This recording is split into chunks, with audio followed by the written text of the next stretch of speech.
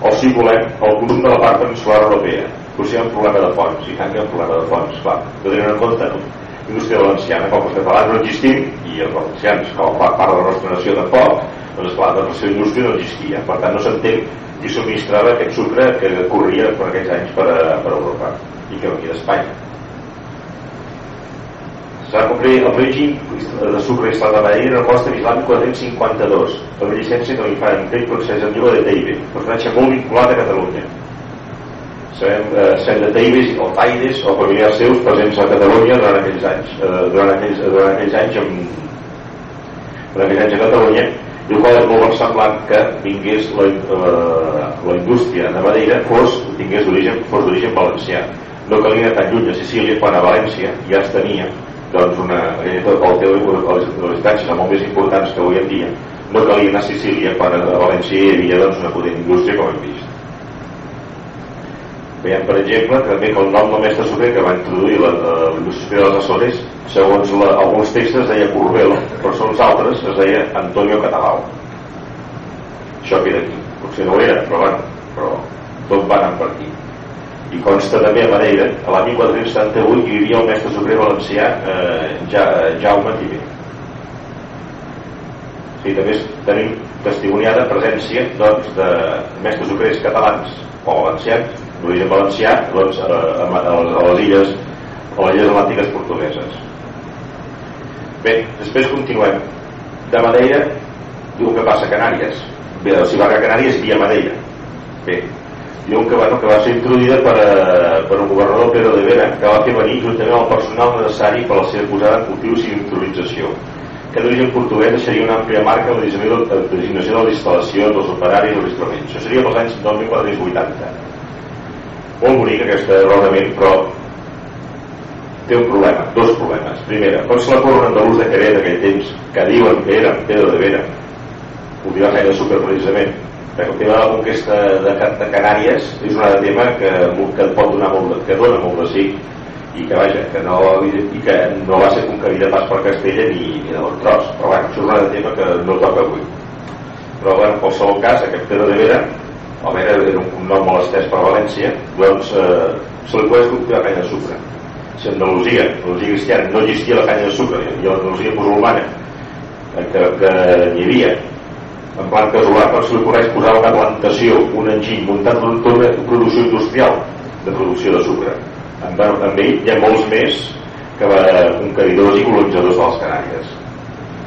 I segona pregunta més important encara, en aquells moments Castella i Portugal eren enemics mortals. Com permetria Portugal que una tecnologia seva tan lucrativa en aquells temps, com hem vist, fos cedir des de casa seva al seu pitjor enemic? Això és com si els Estats Units hagués rebut en plens de la Guerra Freda i hagués rebut tecnologia nuclear a la Unió Soviètica. Impossible. Doncs per això el mateix, a l'enemic no se li deixa, no se li va de tecnologia, no se li porta, no se l'ajuda res, a l'enemic ni aigua, és el que es diu, no? Tenim ja el testimoni que uns anys abans, l'any 1468, el príncep de Portugal, que llavors es deia príncep, el futur Jan II, autoritzava a tenir naus per comerciar des de Madeira amb Portugal i amb Alta Reina, sense Castella. És a dir, els portuguesos podien comerciar amb tot el món sense amb Castella. I aquest país que no es pot ni comerciar li permet que vagi allà mestres sucrers i vagi maquinària i tota la tecnologia, tota la coneixença, les llavors, els plançons, etc. Això desmunta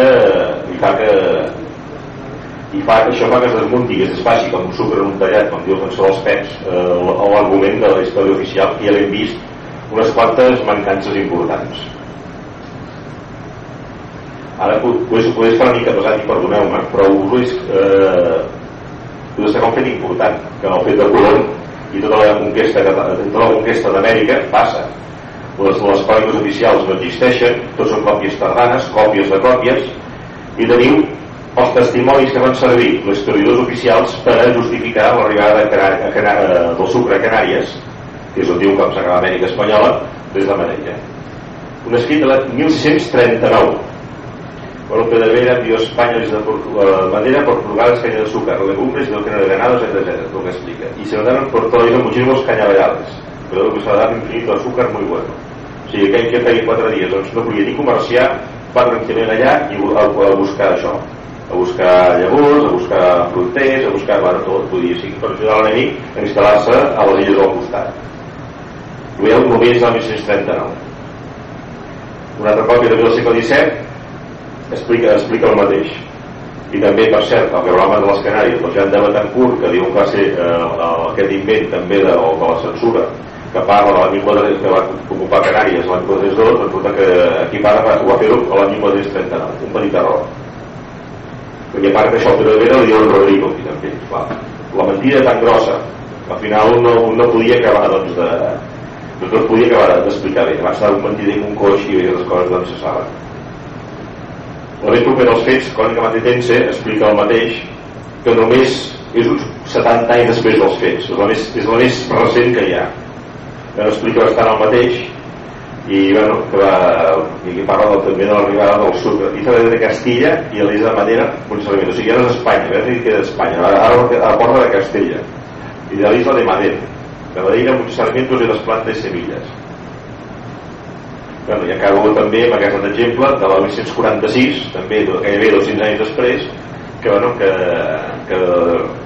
resultar de Madera, muchísimos cañaverales de España, y de la isla de Madera todas frutales y cañas de azúcar, legumbres y todo género de ganados y casa, y por tanto la isla muchísimos cañaverales.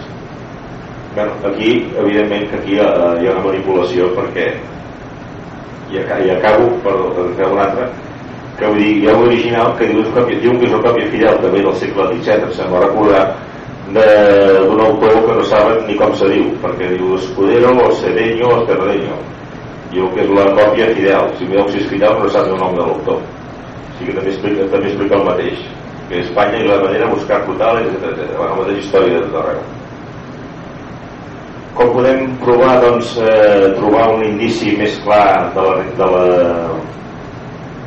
traslladat aquest de la indústria sucrera de València cap a Madeira i després cap a allí, alhora cap a Canàries, amb el tema del lèxic.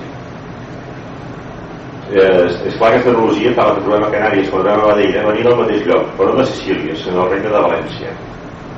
Bàsicament, hi ha aquesta paraula que és molt important, la paraula trepitge. Trepitge és la castellització de la paraula trepig, que està demostrat, que és la castellització de la paraula trepig, que en italià se'n diu trapeto. Trepig és la premsa que fa servir per triturar la canya de sucre, i això és una... i escriu el map català occidental segons explica en Coromines.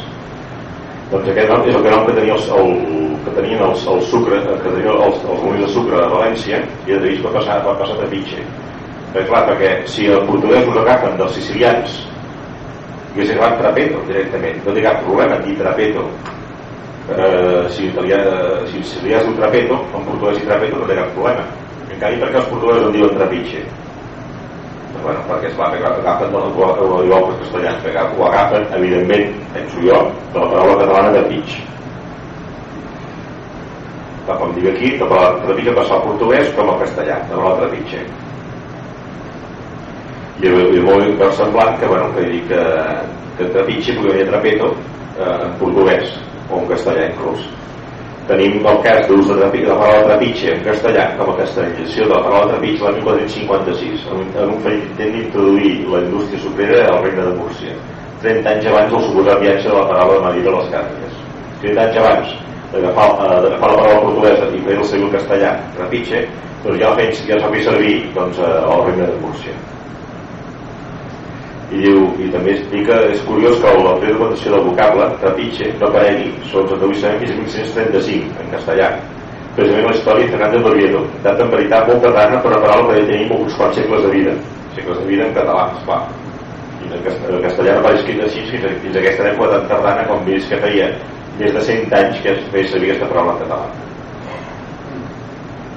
Com ho deia, el diccionari del Coll és la fusta per premsar. I això, i introduir la paraula aquesta, com a instrument de premsar, ja es va servir a Castelló de la Plana el 1417. Més de 120 anys abans que fes servir en castellà la castellització de la paraula trepitge. És curiós com allà, inclús a Sud-amèrica actualment, els molins manuals, o petits manuals, molins petits, perquè manuals no van corrent el motor, tots els molins petits en diuen trepitges, indústria minera en diuen trepitges també actualment. ja veiem una sèrie de paraules en el qual intentaré il·lustrar això.